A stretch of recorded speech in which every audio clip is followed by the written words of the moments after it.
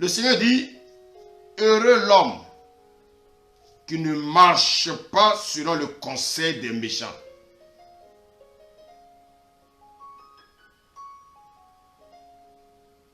Bien aimé, le thème ce soir, c'est la conduite de l'homme qui veut être heureux. La conduite de l'homme qui veut être heureux. Alors, quel est le conseil que Dieu nous donne pour que nous soyons heureux? Il dit, heureux l'homme qui ne marche pas selon les conseils des méchants. Bien-aimé, le fait de ne plus ou de ne pas marcher selon les conseils des méchants, bien-aimé, nous permet d'être heureux. Dieu nous conseille, Dieu nous demande de ne pas marcher selon les décisions, bien-aimés, venant des méchants. Souvent, nous avons des décisions à prendre. Vers qui nous allons pour recevoir les conseils? Dieu dit de ne pas marcher selon les conseils des méchants. De ne pas marcher selon les avis des méchants. Vous savez, l'homme en général, et surtout l'homme méchant, pense avoir une sagesse. Parce que l'homme méchant est orgueilleux. Il croit tout connaître. L'homme méchant, il pense qu'il est intelligent. L'homme méchant, il pense qu'il n'a pas besoin de Dieu. Mais bien aimé, Proverbe 6:12 nous dit que l'homme méchant marche la fausseté dans sa bouche. Nous sommes dans un monde qui est composé de méchants. Je vais demander à Timothée de lire encore Éphésiens 4. Éphésiens 4. Éphésiens 4. Donc Éphésiens, c'est après le livre de... Qui peut me le dire? Éphésiens, c'est après le livre de Galates. Donc Éphésiens 4, à partir du verset 17. Merci Seigneur. Éphésiens 4, verset 17. Amen. Merci Timothée. On y va. J'ai la parole. Voici donc ce que je dis et ce que je déclare dans le Seigneur, ce que vous ne devez plus marcher comme les païens qui marchent selon la vanité de leurs pensées. Merci. Tu vas continuer. Merci Timothée. Le Seigneur nous dit ici que le méchant, c'est-à-dire le païen, bien aimé, qu'est-ce qu'il fait? Le païen, bien aimé, il marche selon la vanité de ses pensées. Waouh! Waouh, la parole de Dieu est puissante. Il dit que le païen, il marche selon la vanité de ses pensées.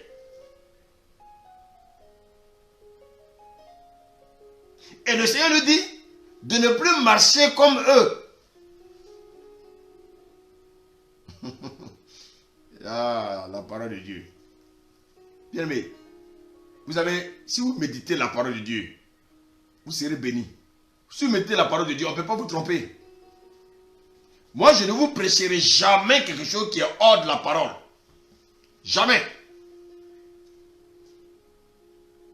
Le Seigneur nous dit ce soir, il dit de ne pas marcher comme les païens. Pourquoi? Parce que les païens marchent selon la vanité de leurs pensées. Regardez. Regardez les païens. Vous savez, nous étions tous des méchants. Nous étions tous des méchants. Nous étions tous des païens. Nous pratiquions tous le mal. Nous marchions autrefois selon la vanité de nos pensées. Nous marchions selon notre méchanceté. Regardez comment le méchant raisonne. Bien aimé, regarde comment le méchant fonctionne.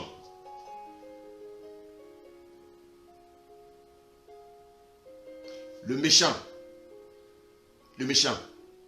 il fonctionne selon la vanité de sa pensée. Il fonctionne selon, bien aimé, le train de vie qu'il mène. Bien aimé, donc autrefois, nous marchions comme les méchants. Pourquoi? Parce que nous étions aussi parmi les méchants. Mais lorsque nous venons au Seigneur, nous devons, bien aimé, maintenant changer. Autrefois, qui nous donnait les conseils?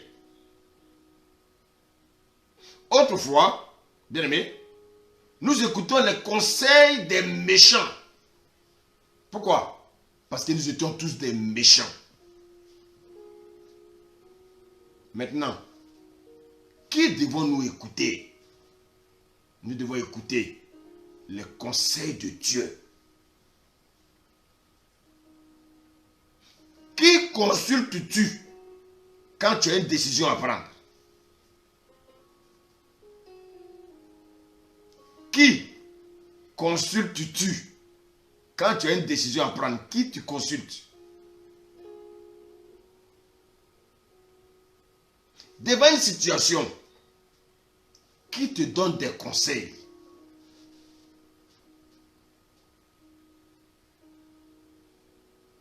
Bien-aimé, le Seigneur va nous faire du bien. Il va nous faire du bien ce soir.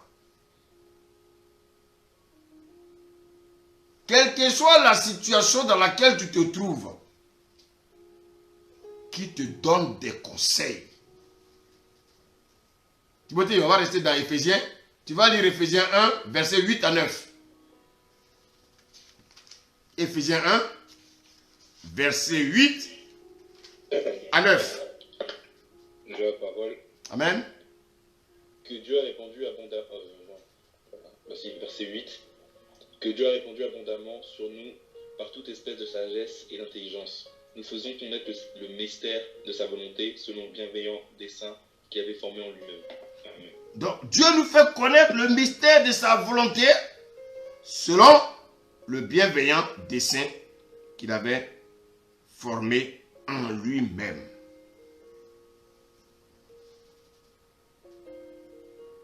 Alors, toi qui m'écoutes ce soir, qui te conseille?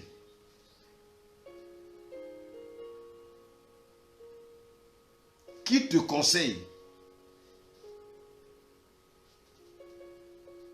Qui te conseille? Le conseil de Dieu, c'est sa parole.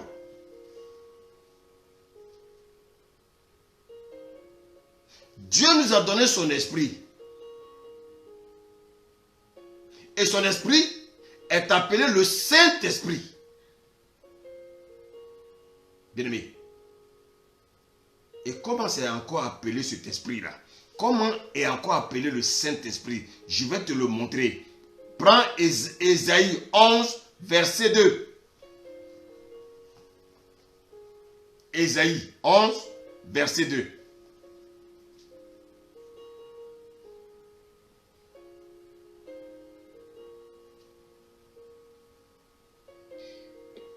J'ai la parole. Amen. L'Esprit de l'Éternel reposa sur lui. Esprit de sagesse et d'intelligence. Esprit de conseil et de force. Esprit de conseil. Donc le Saint-Esprit s'appelle l'esprit de conseil. Et tu laisses le Saint-Esprit qui est l'esprit de conseil et tu vas te laisser conseiller par les méchants. esprit de connaissance et de crainte de l'Éternel. Merci. Bien-aimé, j'ai dit qui te conseille? Qui te conseille? Le Seigneur dit qui te conseille? Le Seigneur dit tu as des échecs dans ta vie parce que tu n'as pas un bon conseiller.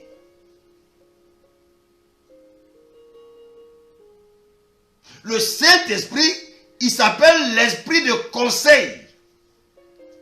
Maintenant, qui te conseille? Qui te conseille? Bien-aimé, celui qui te conseille, désormais, parce que maintenant tu es un enfant de Dieu, il s'appelle le Saint-Esprit. Le Saint-Esprit s'appelle aussi l'esprit de conseil. Et comment le Saint-Esprit va te conseiller? Il va te ramener toujours à la parole de Dieu.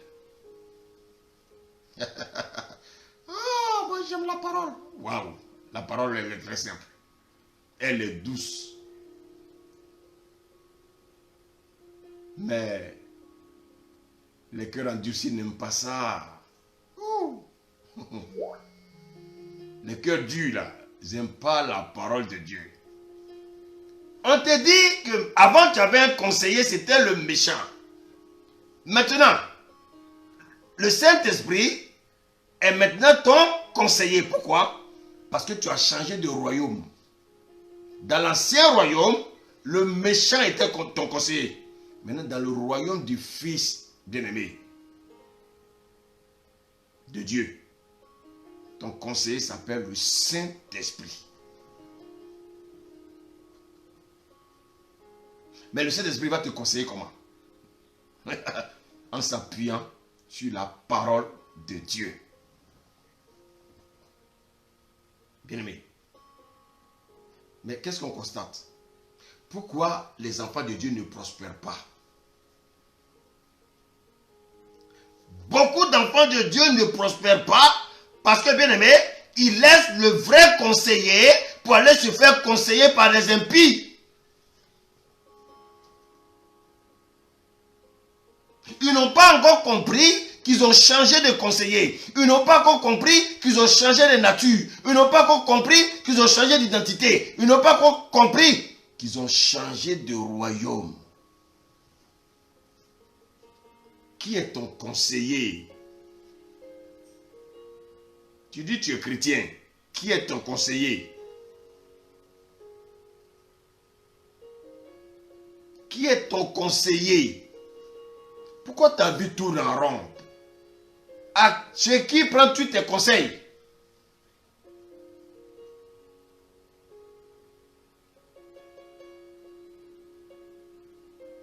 Oui.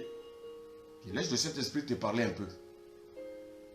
Chez qui prends-tu tes conseils? Prenons simplement l'exemple de Jésus. Timothée, Jean 5, verset 19.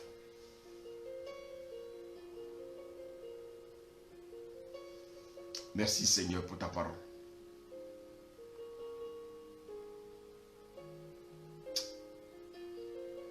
J'aime trop la parole. Ce n'est pas de ma faute. J'aime trop la parole. Jean 5, verset 19. J'ai la parole. Amen.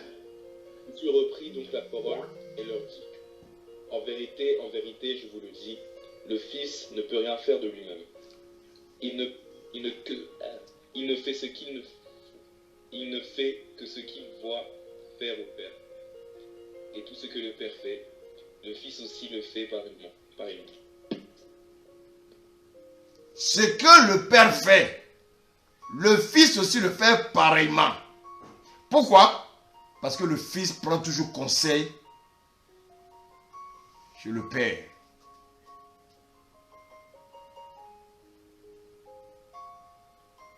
Bien-aimé, avant je faisais les choses en m'appuyant sur les méchants.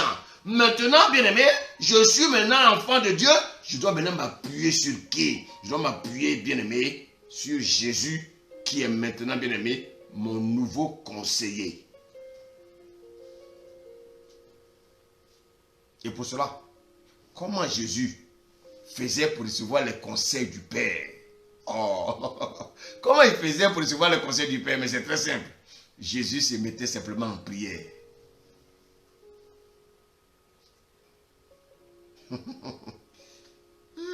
La parole de Dieu. Bien aimé. Jésus, il se mettait simplement en prière. Il dit au Père, je suis dans une situation où je suis bloqué là. Qu'est-ce que tu me conseilles? Et chaque fois que le Père conseillait Jésus, Jésus était exaucé. Jésus passait du temps dans la prière. Jésus connaissait la volonté de son Père. Mais aujourd'hui, que font les chrétiens quand ils sont dans une situation? Quand ils sont devant une situation, que font les chrétiens aujourd'hui? Ils vont aller chercher les conseils auprès de leurs parents. Ils vont aller chercher les conseils auprès de leurs amis. Ils vont aller chercher les conseils auprès de leurs collègues. Mais si tes parents, si tes amis, si tes collègues ne connaissent pas le Seigneur, ils sont des méchants. Donc quel conseil ils vont te donner? Ils vont te donner le conseil des méchants.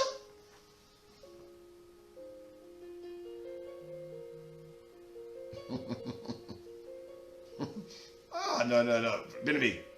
Pourquoi? C'est leur nature. C'est leur nature. Ils ne connaissent pas Dieu. Comment tu es né de nouveau? Tu dis que tu as le Saint-Esprit.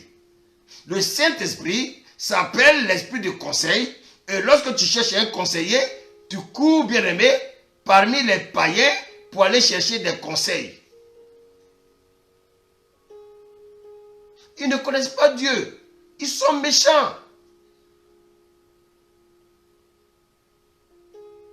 Toi, tu as changé de conseiller et tu continues, bien-aimé, à visiter tes anciens conseillers. Bien-aimé, or tu sais que tes anciens conseillers sont dans la méchanceté. Ils sont méchants. Alors, dis-moi, quel conseil vas-tu recevoir? Des conseils qui vont te conduire dans la perdition. Quand on accepte le Seigneur, on a un nouveau conseiller. Et ce conseiller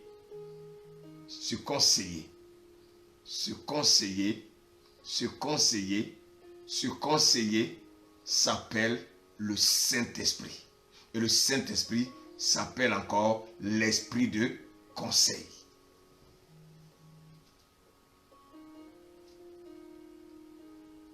Bien-aimé, le Saint-Esprit s'appelle l'esprit de conseil. Au lieu d'écouter le Saint-Esprit, vous continuez encore à écouter les mauvaises personnes. Vous continuez encore à écouter les méchants. Vous continuez à écouter des personnes qui vont vous conduire dans l'échec.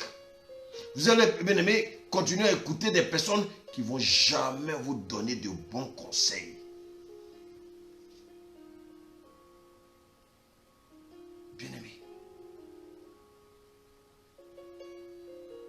Bien-aimé. Vous allez aller vers des personnes qui vont vous donner des conseils selon le diable. Or, le Saint-Esprit, lui, il va te donner des conseils selon Dieu.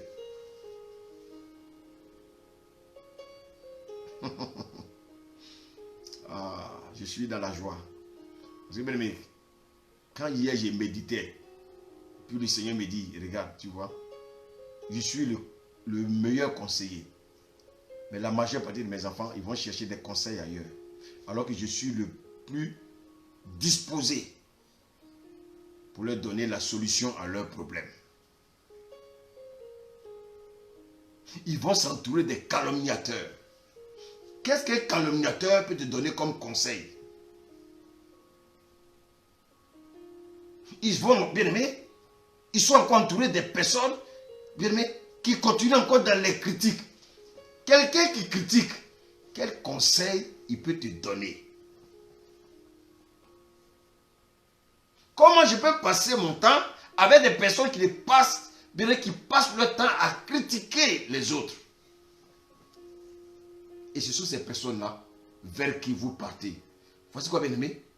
Vous n'avez pas de solution à vos problèmes. Et après, vous êtes aigri. Après, vous dites que oui, le Seigneur m'a abandonné. Le Seigneur ne me répond pas. Mais tu n'as pas choisi le bon conseiller. Le bon conseiller, là, il habite en toi. Regardez, il habite en toi. Mais souvent, tu prends ta voiture pour te déplacer, pour aller chercher un conseiller méchant. Alors que le vrai conseiller, il habite en toi. Le Saint-Esprit, l'esprit de conseil.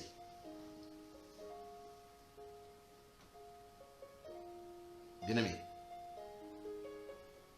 toute personne qui te donne des conseils, en dehors, je dis bien en dehors de la parole de Dieu, cette personne est une sorcière. Et les sorciers, on les fuit. Quelqu'un qui me donne des conseils qui sont contraires à la parole de Dieu, qu'est-ce que je fais avec cette personne?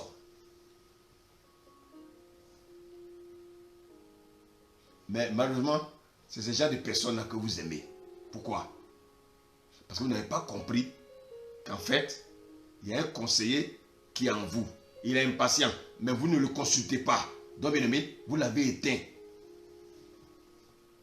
Quand on ne consulte pas, bien aimé, un médecin qui n'a pas de consultation, à un moment, il ferme le cabinet. Je dis, toute personne qui va te donner des conseils en dehors de la parole de Dieu, c'est une personne qui pratique la sorcellerie.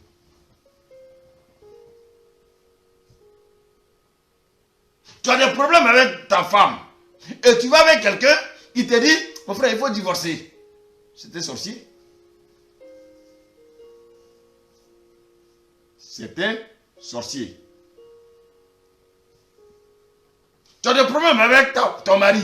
Tu vas vers une copine qui te dit, oui, ma soeur, toi, mais tu perds ton temps. Tu as vu ce que tu as vu que moi-même. Moi, les hommes, ça ne me dit rien. Laisse tomber. C'est une sorcière. Fuis là. Parce que le jour où tu vas divorcer, tu vas prendre 2 mois après que elle est devenue la femme de ton ex-mari. C'est des situations que j'ai déjà vues. Ah oui. Le ministère, il y a longtemps que je suis dedans, donc je sais. Des situations qu'on a vues. Des mauvais conseillers, ils te donnent des mauvais conseils, et puis derrière toi, ils font autre chose.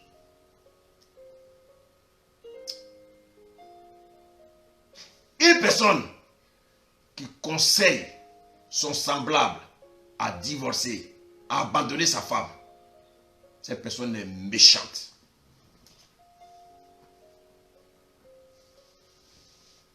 Bien-aimé, écoutez bien ce que je vous dis ce soir. Un couple, ça ne va pas.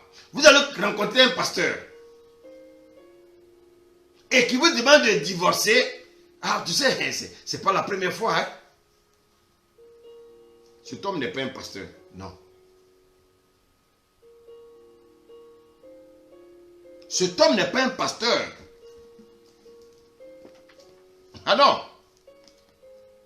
Un pasteur qui encourage le divorce, c'est pas un pasteur. Bien, mais j'ai dit, ce n'est pas un pasteur.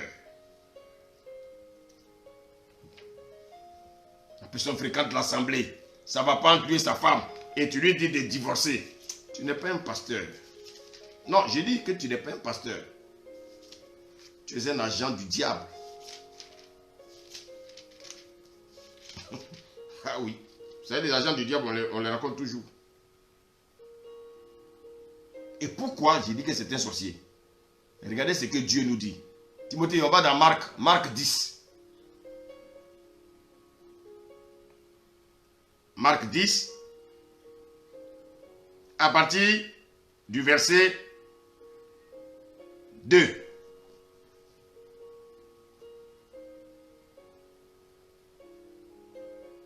Marc 10. Amen. Amen.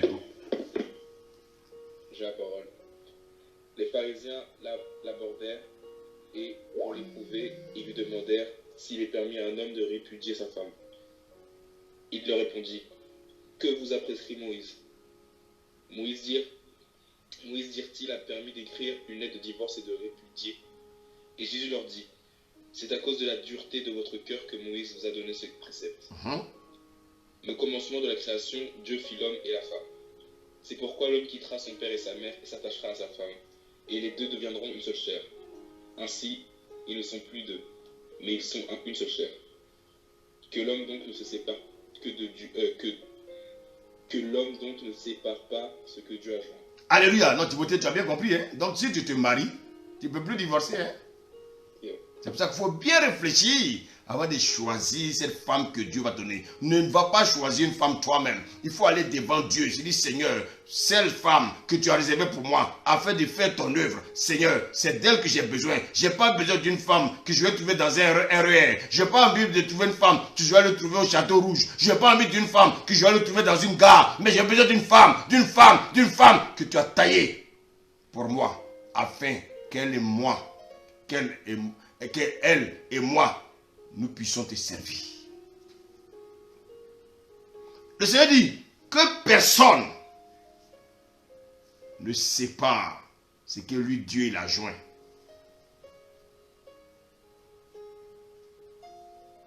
Ah, bien, mais c'est la parole de Dieu, hein? C'est pas moi.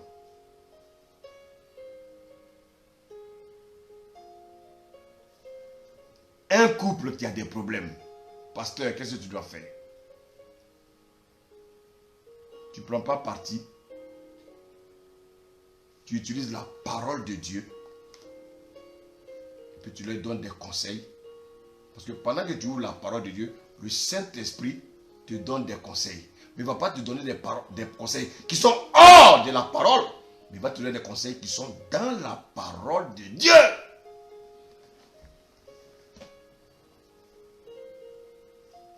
Que personne, bien aimé, que l'homme donc ne sépare ce que Dieu a joint. Quelle est la particularité bien aimé d'un conseiller?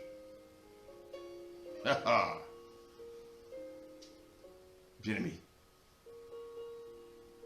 le conseiller, il est là pour te conseiller afin que tu retrouves la joie.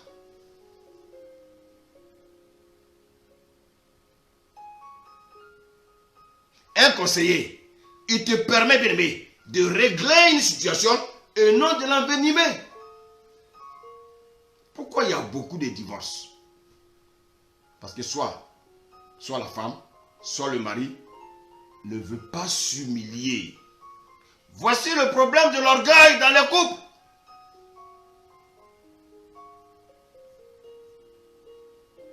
Ah oui, parce que tu n'as pas acheté la voiture que je veux. Alors non, il s'ensuit quoi? Des disputes. Regardez souvent dans les maisons. Regardez souvent les disputes.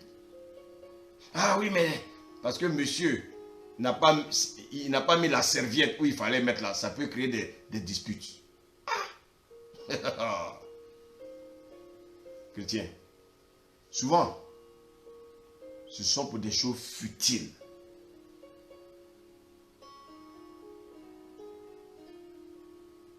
Vous savez, dans la maison, souvent, il y a des petits rats. C'est comme des petits rats qui sont dans vos maisons, qui vous rongent. Et comme la société approuve le divorce, alors les chrétiens se confortent, bien aimés, avec les conseils de la société. Or, la société est une société de méchants. La société est méchante. Les conseils de la société sont des conseils des méchants. beaucoup de chrétiens ne se réfèrent plus au conseil de Dieu parce que le conseil de Dieu ne les arrange pas. Mais ils se réfèrent à quoi? Au conseil de ce monde. Écoutez-moi bien. La loi de la France n'est pas au-dessus de la loi de Dieu. La loi de la Côte d'Ivoire n'est pas au-dessus de la loi de Dieu. La loi du Bangladesh n'est pas au-dessus de la loi de Dieu.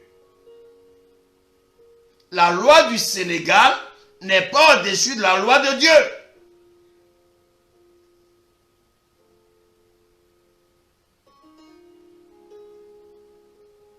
La loi du Togo n'est pas au-dessus de la loi de Dieu.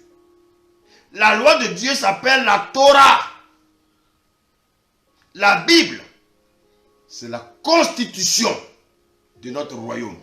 Regardez sur la terre ici, on change les constitutions chaque jour. Voilà pourquoi il y a les guerres. Parce que nos mêmes constitutions, on ne la touche pas.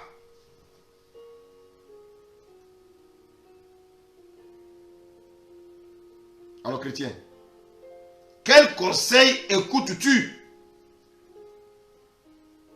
Quel conseil écoutes-tu? Regardez dans Genèse 2. Regardez ce que la Bible dit quoi? Regardez, même au commencement. Au commencement. Regardez ce qui s'est passé au commencement. Dieu dit, il y a un arbre dans le jardin là. Ne mange pas, sinon tu mourras. Ça, c'est le conseil de Dieu. Le serpent vient, il dit, vous ne mourrez pas. Donc, vous voyez, le diable contredit Dieu. Mais c'est pour le diable là que Ève et Adam vont accepter. C'est pour ça que, bien aimé, vous luttez avec la parole de Dieu. Quand vous dites de faire quelque chose, vous luttez. Parce que la chair n'aime pas ça. Dieu dit, si vous mangez de cet arbre-là, vous mourrez. Satan dit, vous ne mourrez point. Le conseil des méchants contredit toujours le conseil de Dieu.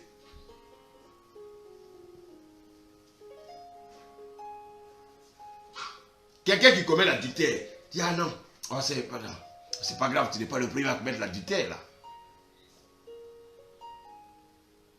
Quelqu'un qui ment, le conseil des méchants, un méchant, comment il va te conseiller? Oh mon frère, tu sais, le mensonge, non, c'est pas, tu n'es pas le seul à mentir. Mon cher. Tu sais, il faut mentir de temps en temps. Tu sais, pour sauver ta tête, il faut mentir. Hein? Tu sais, moi, même pour avoir mes papiers là, mais j'ai été obligé j'ai falsifié des trucs, des choses. Tu peux falsifier. Tu sais, dans ce pays-là, tout le monde falsifie. Hein? Mais toi, tu ne peux plus falsifier. Parce que ton conseiller te dit de renoncer au mensonge, de renoncer à la falsification. Il ne faut pas falsifier.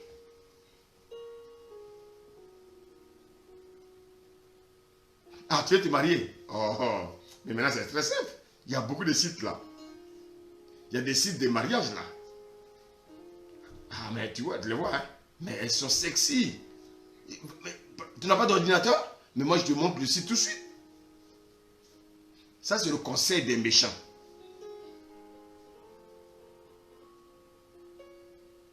Bien-aimé. Et malheureusement, il y a des chrétiens qui vont chercher des femmes sur des sites. Comment tu peux aller chercher une femme sur un site? Mais si tu vas prendre ta femme sur un site, et puis après ton voisin couche avec elle, il ne faut pas être surpris. C'est une femme de site. Aujourd'hui, il y a des sites qu'on appelle comment voler comme, comment mentir comme, comment faire l'amour comme, point com. Voici des choses qui poussent à écouter des mauvais conseils.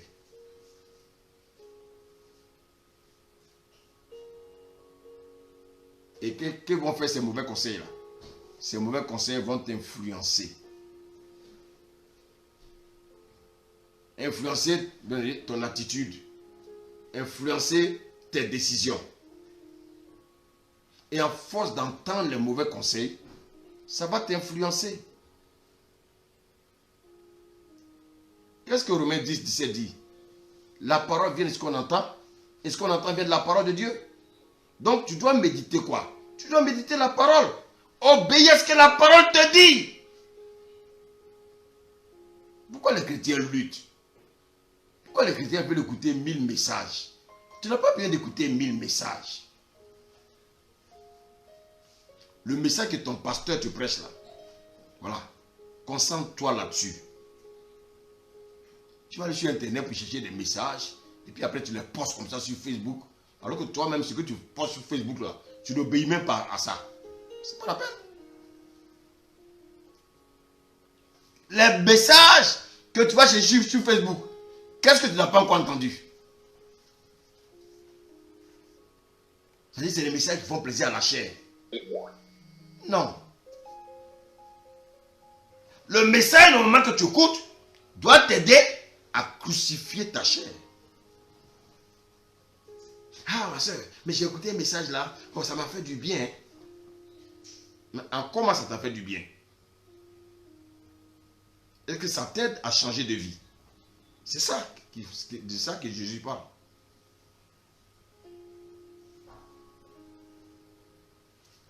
Les chrétiens ne veulent pas obéir à ce que la parole de Dieu leur dit.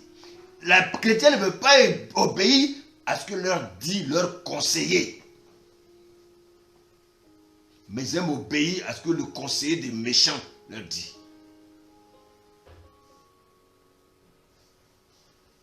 Tout le monde ne veut pas écouter Dieu. Les gens ne veulent pas écouter Dieu. Mais ils préfèrent écouter les hommes qui font plaisir à leur chair.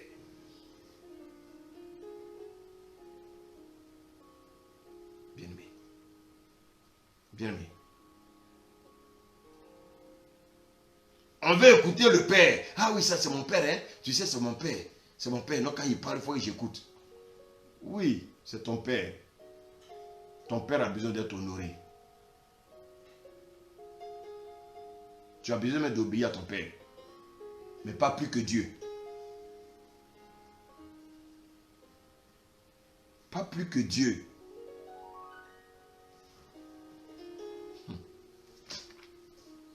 J'ai dit, tu ne peux pas obéir à ton père plus que Dieu.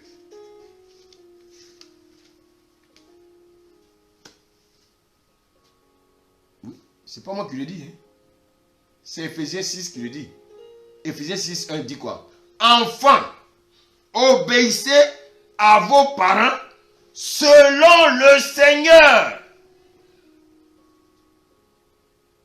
Car cela est juste.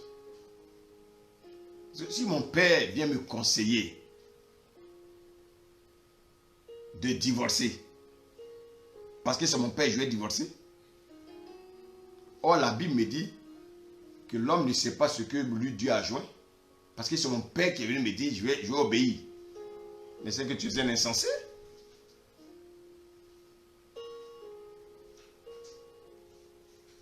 Tu es un insensé. Écoute, à quel conseil de ton père tu dois obéir? À quel conseil de ta mère tu dois obéir? Les conseils qui sont conformes, bien-aimés, qui sont conformes à la parole de Dieu. Voici le premier conseil. Donc le conseil que mon père me donne, le conseil que ma mère me donne, le conseil qu'un ami me donne, doit être conforme, bien-aimé, à la parole du conseiller, bien-aimé, original.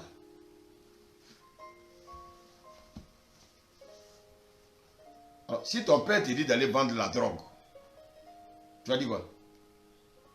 Oui. Ah, mon fils, tu veux acheter une voiture? Ah, tu veux acheter une maison? Oh, mais ne te fatigue pas. Moi, j'ai un ami là, il a un réseau de drogue là. Mais tu vois, tu écoules de la drogue, mais tu vas t'acheter une maison tout de suite. Ça, c'est le conseil d'un père. Est-ce que tu vas obéir à ce que ton père t'a dit? Ou bien ce que le Seigneur te dit? Ah non. Tu sais, chez nous, c'est ma mère. Hein. Moi, chez nous, là, vraiment, il faut que tout ce que ma mère dit, moi, je fais. Moi, je ne fais pas tout ce que ma mère me dit. Je fais ce que ma mère me dit quand c'est conforme à la parole de Dieu. Eh oui. Eh oui. Oui. Oui. Celui qui me donne un conseil qui est contraire à la parole de Dieu, c'est un impie.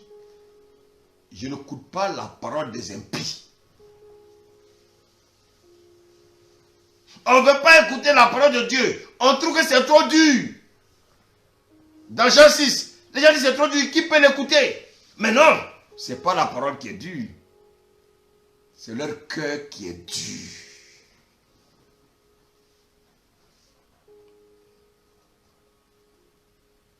Maintenant, la question c'est de, est-ce que je dois écouter toute prédication?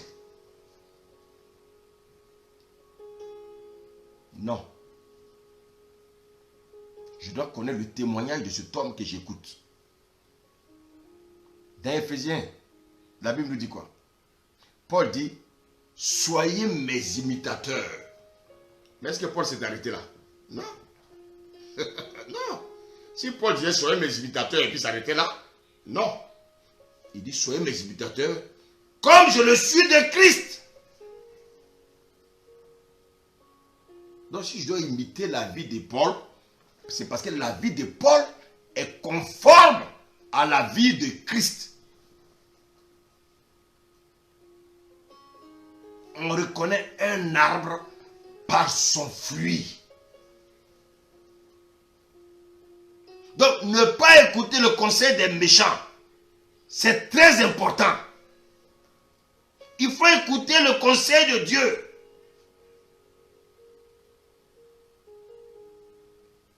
Donc, j'écoute les conseils de Dieu, et puis j'écoute les conseils, bien-aimés, des personnes, bien-aimées, à qui Dieu donne des conseils.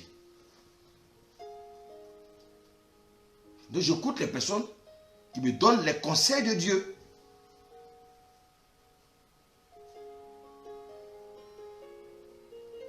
Paul a dit, dans le livre des Actes, il a dit quoi? Je vous annonce tout conseil de Dieu sans rien cacher.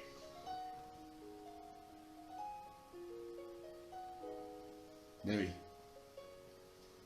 Paul n'a pas enseigné son conseil à lui. Il a enseigné le conseil de Dieu sans rien cacher. L'homme heureux, il ne consulte pas les méchants. Nous devons marcher par la foi. Nous devons marcher dans une confiance que nous avons placée en Dieu. Écoutez les conseils d'un impie. Ces conseils-là vont te perdre. Les impies sont ceux-là qui n'aiment pas Dieu. Dieu ne compte pas pour eux. Beaucoup de personnes se lèvent le matin, ils n'ont aucune pensée pour Dieu. Ils s'en foutent. Ils n'ont aucune pensée pour Dieu. Ils ne prient jamais.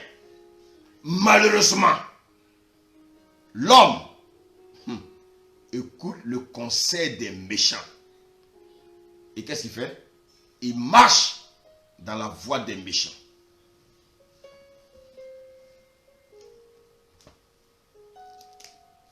Bien-aimé. Bien-aimé. L'homme impie, sa voie est mauvaise. Ne marche pas dans la voie des impies. Donc, regardez bien. Somme 1. Heureux l'homme qui marche, qui ne marche pas selon le conseil des méchants. Mais regardez en plus. qui ne s'arrête pas sur la voie des pécheurs. Quand on lit Proverbe 14, 12, la Bible dit quoi? Telle voie paraît droite à un homme, mais son issue, c'est la voie de la mort. Dans Proverbe 5, verset 2, il est dit quoi? Que toutes les voies de l'homme sont pures à ses yeux. Mais celui qui pèse les esprits, c'est l'Éternel. Celui qui pèse les esprits, c'est Dieu.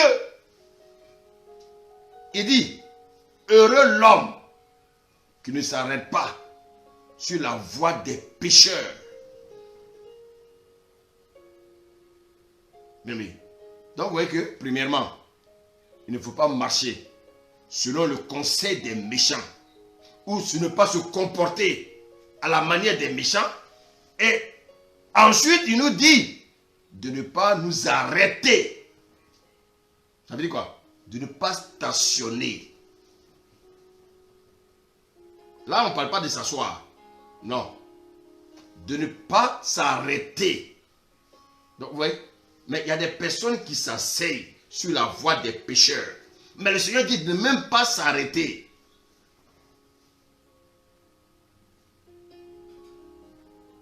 Bien-aimé, dit de ne pas marcher comme les pécheurs. De ne pas vivre comme les pécheurs. Alors, dis-moi, comment peux-tu te dire enfant de Dieu? Et puis autour de toi, il n'y a que des gens qui ne font que le mal. Ce n'est pas possible. Moi, je n'ai pas d'amis. Mes seuls amis, c'est ceux que Dieu m'a donnés dans le Seigneur. Je ne dis pas que je suis parfait, non. Mes frères, j'écoute mon conseiller.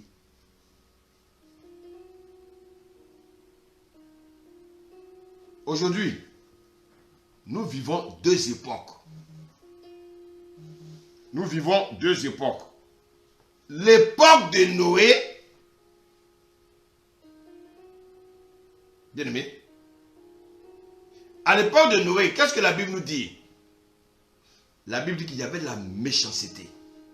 Il y avait le mal, il y avait la violence. La terre était corrompue. Mais malgré cela, regardez ce que la Bible dit. Noé trouva grâce aux yeux de Dieu. Mais pourquoi il a trouvé grâce aux yeux de Dieu? La Bible dit que Noé était un homme intègre et droit.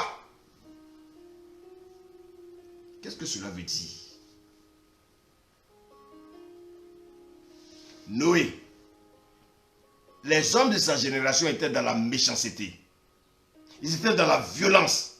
Ils étaient dans le mal. Mais Noé, il n'a pas marché. Il n'a pas vécu. Il ne s'est pas arrêté sur la voie des hommes de sa génération. Noé n'a jamais écouté les conseils des gens de sa génération. Noé écoutait les conseils de qui? Le Father, le Père.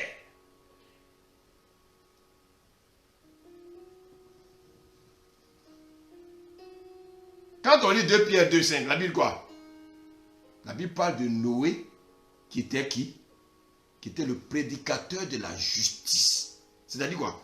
Au milieu, bien aimé, de ce peuple-là, au milieu de cette génération qui était corrompue, Noé n'était pas corrompu. Noé ne s'est pas confondu à eux. Bien, mais tu es dans ce monde-là. Et tu vis dans ce monde, mais tu ne peux pas, tu n'es pas obligé de faire comme ce monde.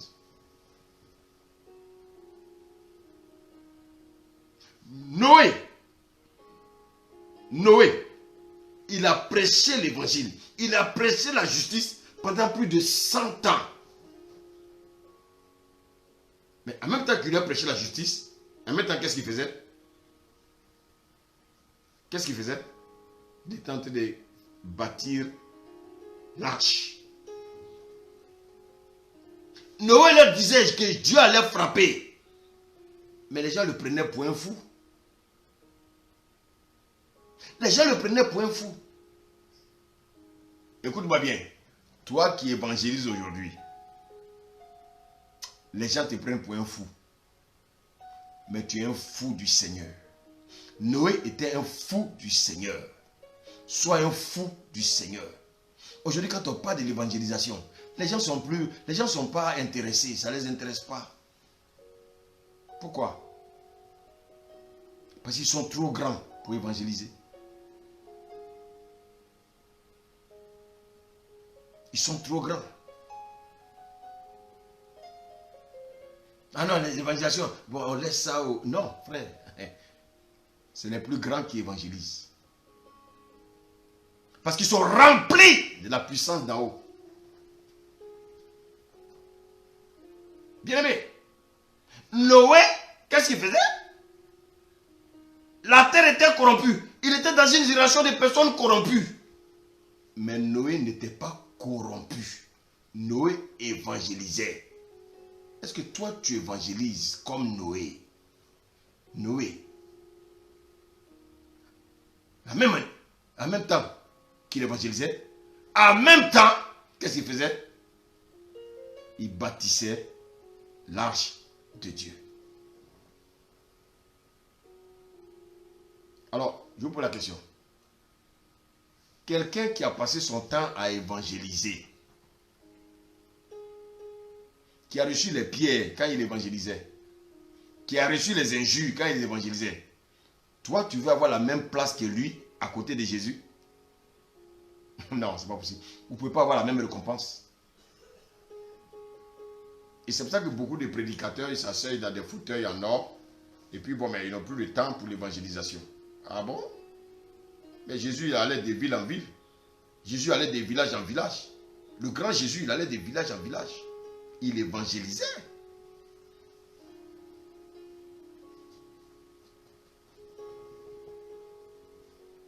Alors, toi, tu n'as jamais évangélisé et tu veux que ta récompense soit plus grande que celui qui a passé son temps à évangéliser. Écoutez, je ne parle pas des gens qui évangélisent dans les trains, qui sont dans le péché, et puis bon, mais ils parlent alors qu'eux-mêmes vivent dans le péché. Je ne parle pas de cela. Il y a des personnes qui vivent dans la sanctification, qui ont la crainte de Dieu, et bien aimés, et qui vont évangéliser. Vous savez pourquoi ils vont évangéliser? C'est parce qu'ils sont remplis de la puissance d'en haut. Les pierres, la force qui les a amenés à évangéliser, c'était la puissance d'en haut. Mais quand autour de vous, les gens ont peur d'évangéliser, c'est parce qu'ils n'ont pas la puissance d'en haut. Ils sont timides. Or, le Seigneur ne nous a pas donné un esprit de timidité. Il nous a donné un esprit de force. Merci, homme de Dieu. Donc, évangéliser, ça sert à bâtir le royaume de Dieu. Bien aimé. Romains 12:2 dit quoi? Ne vous conformez pas au siècle présent. Noé vivait avec les gens de sa génération. Mais il ne s'est pas conformé aux gens de sa génération. Daniel a été serviteur de Nebuchadnezzar. Et Daniel ne s'est jamais souillé avec les mets de Nebuchadnezzar. Alors, beaucoup parmi nous, qu'est-ce que nous faisons? Ah non, Dieu a dit de faire comme les païens pour gagner les païens. C'est ce que Dieu a dit. Alors, ça veut dire que si le païen trompe sa femme, donc moi je dois tromper ma femme. Non. Paul a dit, être comme les païens, mais ne pas vivre à la manière des païens. Pierre a dit quoi? Il a dit, ayez au milieu des païens une bonne conduite. Parce qu'il sait que les païens n'ont pas une bonne conduite. Mais toi, au milieu des païens, tu dois avoir une bonne conduite. Afin que la même, bien aimé, là où calomnient. Comme si vous étiez des malfaiteurs. Ils remarquent quoi? Ils remarquent de bonnes œuvres et glorifient Dieu. Quand? Au jour où il les visitera. Aujourd'hui, beaucoup disent oui. Bon, en tout cas, moi, je vais évangéliser dans les boîtes de nuit. Oui, il faut qu'on évangélise dans les boîtes de nuit. Hein. Il faut qu'on évangélise dans les boîtes de nuit. Vous savez, mais bizarrement, qu'est-ce qu'on constate? Ce sont les boîtes de nuit qui les évangélisent. Vous savez, il y a un frère qui dit qu'il a reçu l'onction, une onction spéciale pour évangéliser au bois de Boulogne. Or, le bois de Boulogne, c'est où? C'est le village parisien des prostituées. Si tu veux voir les plus grandes prostituées de Paris, elles sont au bois de Boulogne. Mais aujourd'hui, le frère, il a été évangélisé lui-même au bois de Boulogne.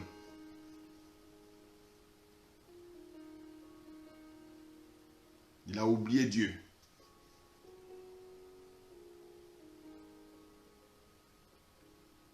Bien-aimé, vous savez pourquoi? Parce qu'il s'est arrêté sur la voie des pécheurs. Il ne faut pas s'arrêter. Il s'est arrêté au bois de Boulogne. Le bois de Boulogne l'ont évangélisé. Et aujourd'hui, bien-aimé, sa maison, c'est au bois de Boulogne. Il va avec les prostituées chaque jour. Pourquoi? Parce qu'il s'est arrêté au bois de Boulogne.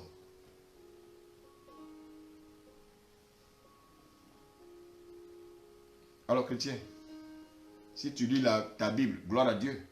Mais si tu ne lis pas ta Bible, je vais te rappeler, le Seigneur dit dans 1 Corinthiens 6, 18, fuyez l'impudicité. Et toi, c'est au bois de Boulogne où il y a les esprits d'impudicité plus. Tu dis que tu as une onction pour aller évangéliser au bois de Boulogne. Maintenant, c'est le bois de Boulogne qui t'ont évangélisé.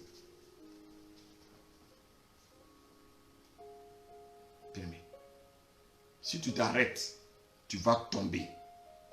Joseph, devant la femme de Potiphar, il ne s'est pas arrêté. Noé ne s'est pas arrêté. Noé a prêché la justice.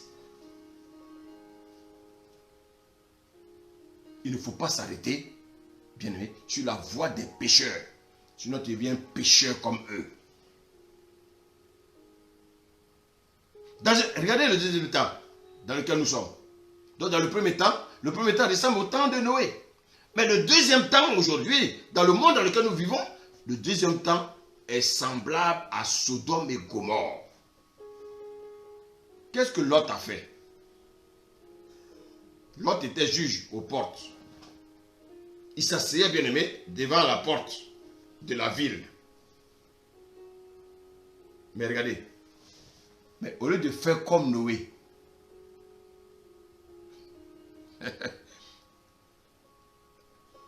Lot n'a pas fait comme Noé. Lot n'osait pas dénoncer l'homosexualité dans cette ville.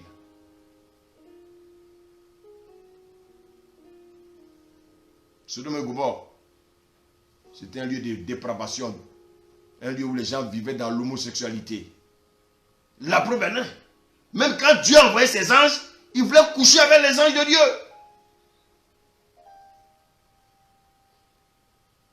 Lot va nous prouver qu'il est rentré dans la compromission.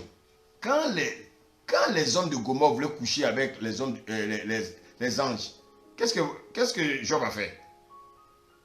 Il voulait leur proposer ses filles. C'est-à-dire que Lot était dans la compromission. Vous voyez, à force de t'arrêter sur la voie des méchants, ça va te compromettre. Enfant de Dieu, évitez, j'ai dit bien évitez, bien-aimé, de vous arrêter sur la voie des méchants, sur la voie des pécheurs.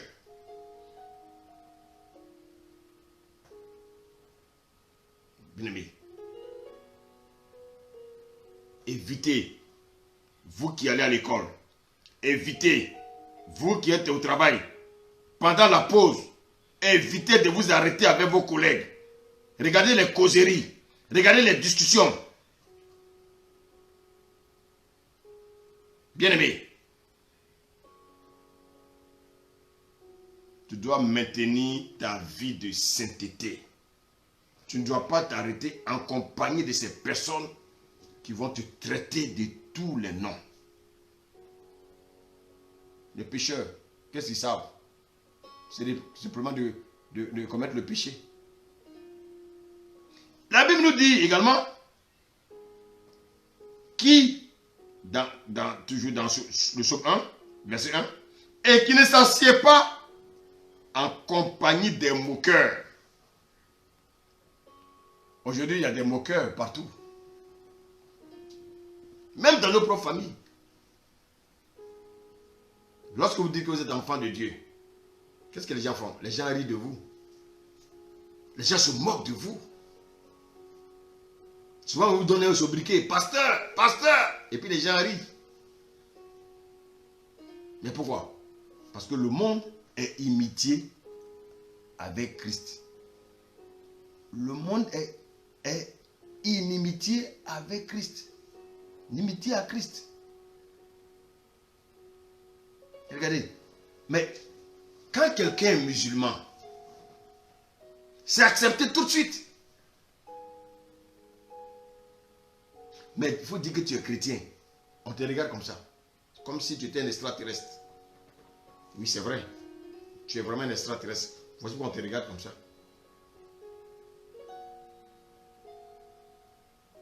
Malheureusement, beaucoup, qu'est-ce qu'ils font? Ils ont tellement honte de leur identité chrétienne. Souvent, mais ils cachent. Au travail, les gens ne savent même pas qu'ils sont chrétiens. Tu es catholique? Tu es catholique? Il dit oui, oui, oui, oui.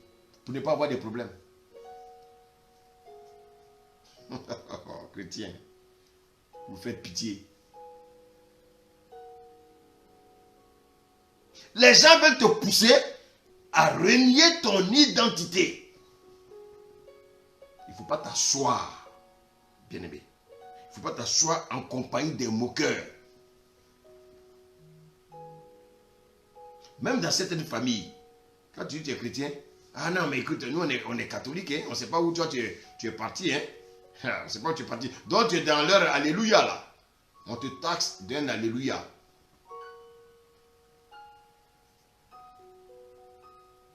Il y a des chrétiens qui prétendent s'asseoir avec ces personnes.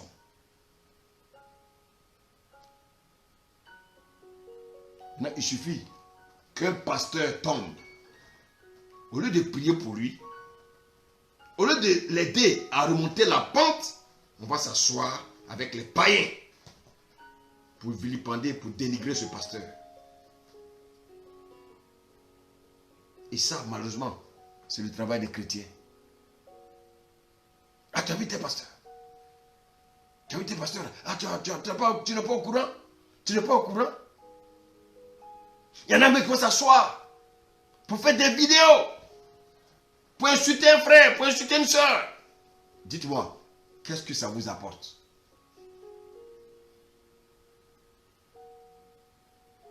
C'est l'esprit du monde qui peut nous attirer sur les réseaux sociaux pour aller vilipender un pasteur, pour aller vilipender un frère en Christ, parce que le frère en Christ est tombé. Un frère en Christ qui est tombé, normalement tu dois avoir de la compassion pour lui. Tu dois prier pour lui pour que Dieu le sauve. Pour que Dieu l'aide à remonter la pente. Mais tu vas aller t'asseoir en compagnie des moqueurs pour te moquer de lui. Et il y en a qui font des émissions pour critiquer le frère en Christ qui est tombé.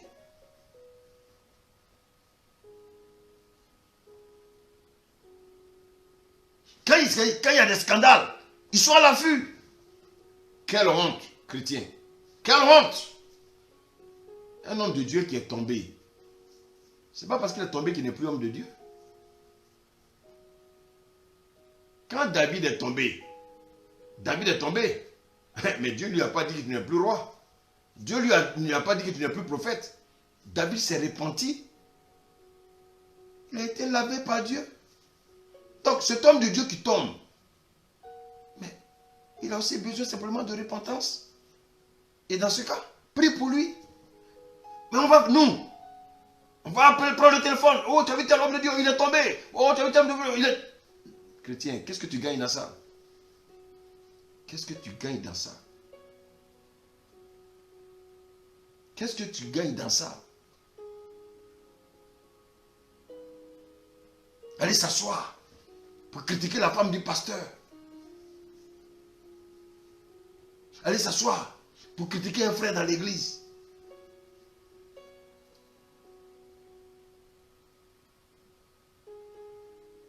Bien-aimé.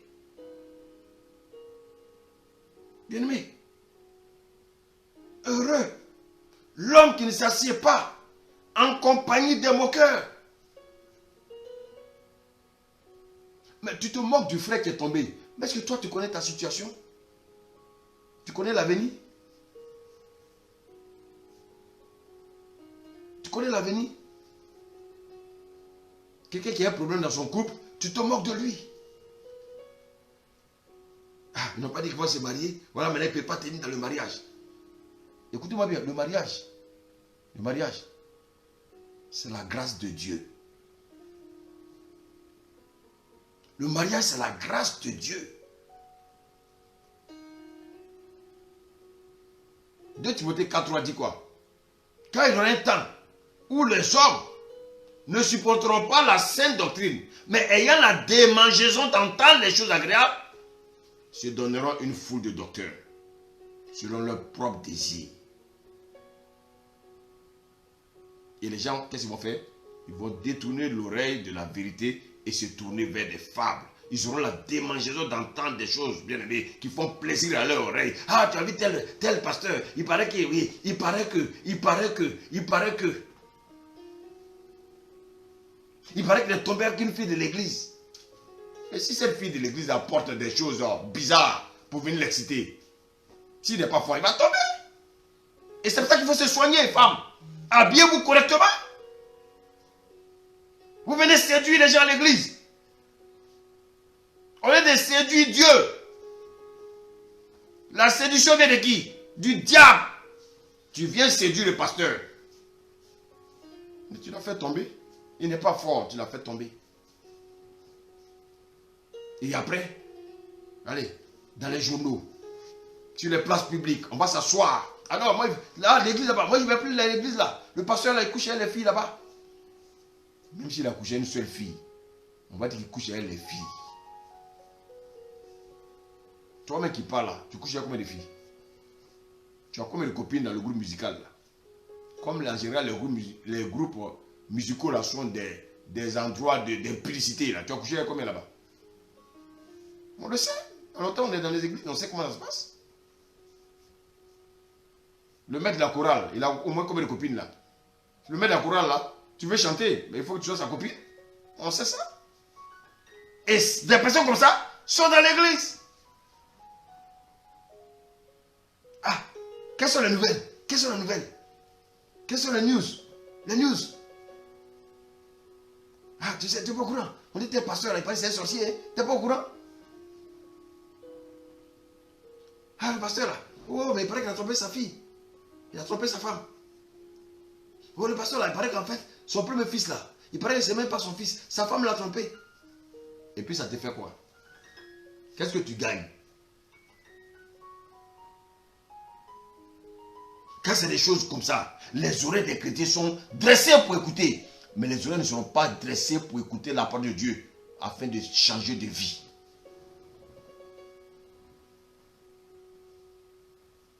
Bien-aimé, chrétien, intéresse-toi aux choses qui vont t'aider à te forger Des choses vont t'aider à te bâtir. Des choses vont te faire grandir. Des choses qui vont te permettre d'aider les autres à grandir. Et fuis les choses qui ne vont rien t'apporter. Donc ce soir, le Seigneur dit, heureux l'homme qui marche selon le... Heureux l'homme qui ne marche pas selon le conseil des méchants. Ça veut dire quoi, simplement? Heureux l'homme qui marche selon le conseil de Dieu. Et ton conseiller, c'est qui? C'est le Saint-Esprit. Au lieu que ton conseiller soit le méchant, un impie, le Seigneur dit ton conseiller doit être le Saint-Esprit. Le Seigneur te dit également, ne t'arrête pas sur la voie des pécheurs. Je sais que il y a des personnes là qui vivent dans le péché. Ils ne peuvent pas être mes amis.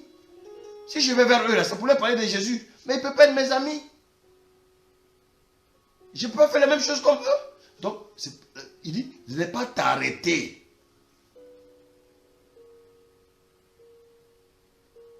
Regarde bien.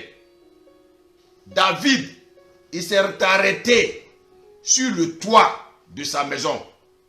Il est tombé. Il est tombé avec qui? Bathsheba. Il ne faut pas t'arrêter. L'implicité est là.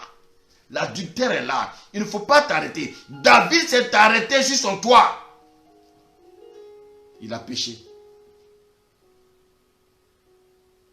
Il a vu une femme qui était peut-être dans une tenue qui a réveillé ses sens.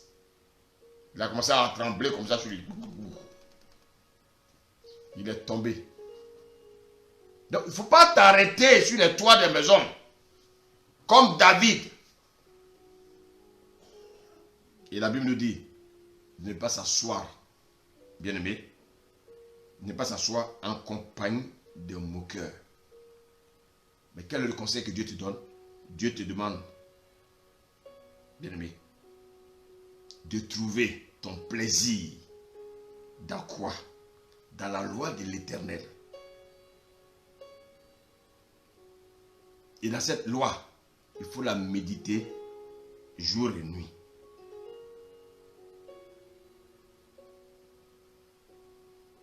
Cette loi, il faut la méditer jour et nuit. Et pourquoi je dois méditer cette loi jour et nuit? Bien-aimé.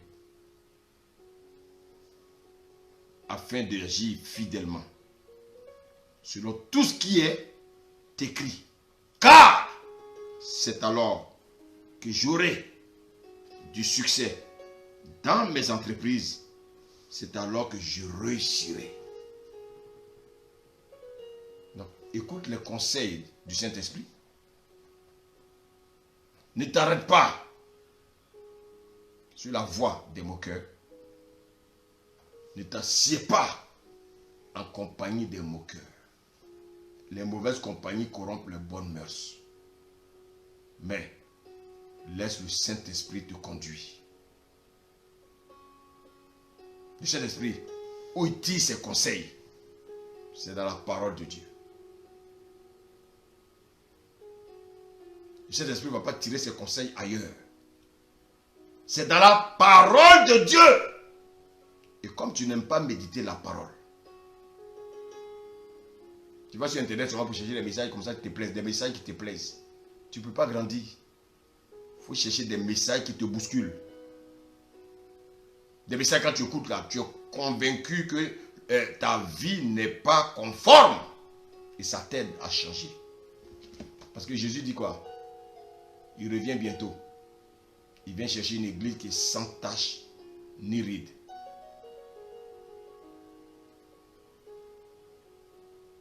Et je crois qu'avant le retour de Jésus, tu seras l'image de cette église-là. Seigneur, je te dis merci ce soir.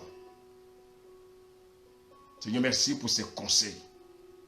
Tu as dit heureux. Donc, Seigneur, tu nous as dit que si nous voulons être heureux, tu nous demandes simplement, Seigneur, tu nous demandes simplement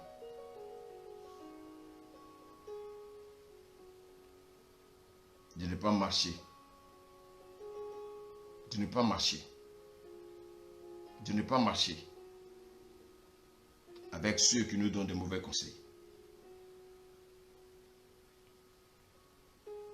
De ne point écouter les conseils des méchants. Et de ne pas marcher sur les voies des pécheurs. Et de ne pas nous asseoir avec les moqueurs. Mais plutôt de méditer. De méditer tes conseils. Et de nous laisser enseigner par ton esprit. Et c'est en cela que nous aurons du succès. Merci Seigneur. Que cette parole guérisse des cœurs. Que cette parole transforme des vies. Moi le premier. Et que la gloire te revienne. Au nom de Jésus. Amen.